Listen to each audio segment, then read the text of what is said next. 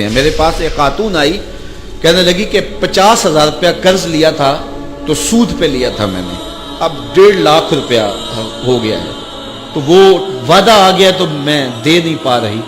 تو ساتھ اس کا بچہ تھا اور وہ ٹانگوں سے معذور تھا, وہ منظر مجھے نہیں بھولتا.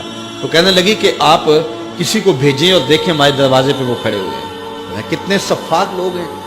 تو آپ نے کسی مجبوری کے تحت لیا ہوگا. تو کہنے لگی ہاں میں نے بیٹی کی شادی کرنی تھی, لوگوں کے گھروں کے برتن مانج کے میں نے کوئی جہیز کی چیزیں بنا لی تھی, لیکن وہ کہنے لگے 100 آدمی لے کے آئیں گے بارات میں, تو اس وجہ سے مجھے یہ قرض اٹھانا پڑا, باقی تو میں نے تیاری کر لی تھی.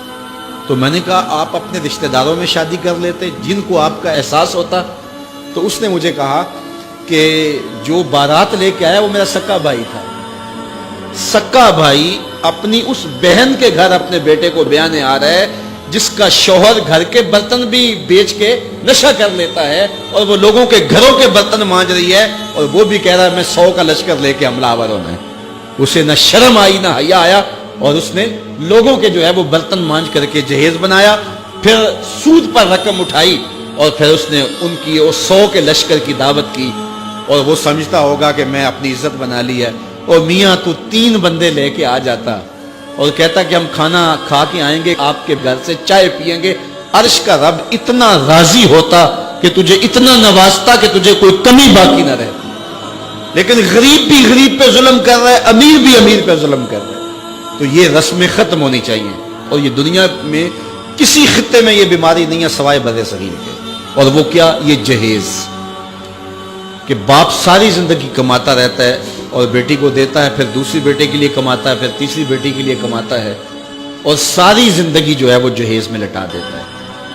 اور لوگ مطالبہ کرتے ہیں کہ ہمیں اتنا جہیز دیا جائے. پوری دنیا میں یہ کہیں نہیں ہوتا, نہ شرق میں نہ غرب میں, کہیں بھی نہیں, صرف بر صغیر.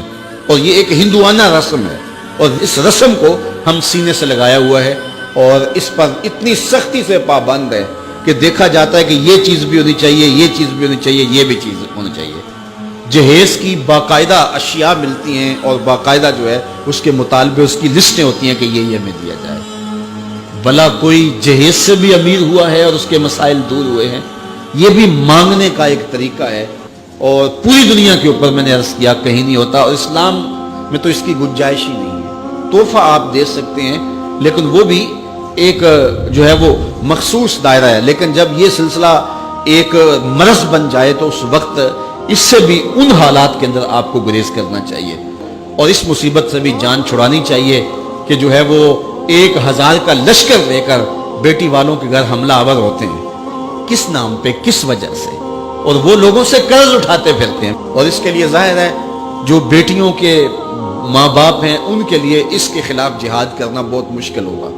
مشکل اس لیے ہوگا کہ لوگ کہیں گے یہ دینے کے لیے کہہ رہے ہیں, اور بیٹے والے جب مطالبہ کریں گے, بیٹی کو ایسے کوئی قبول نہیں کرتا, تو اگر کوئی جہیز کے بغیر بیٹی کا نکاح کرنا چاہے تو کون قبول کرے گا؟ اس کے لیے سب سے اہم ذمہ داری جو ہے وہ بیٹوں والوں کی ہے کہ وہ عزم کریں. میں نوجوانوں سے بھی مخاطب ہوں کہ وہ عزم کریں کہ ہم جب بھی مانگیں گے پیشانی سجدے میں رکھ کے اللہ سے مانگیں گے, اور ہم اپنے ہاتھوں پر اللہ کی دی ہوئی طاقت پہ بھروسہ کریں گے, خود کمائیں گے, سنگلاخ چٹانوں سے بھی اپنی ضرورت کو نکالیں گے. کسی غریب کی بیٹی سے یا امیر کی بیٹی سے جہیز نہیں مانگیں گے.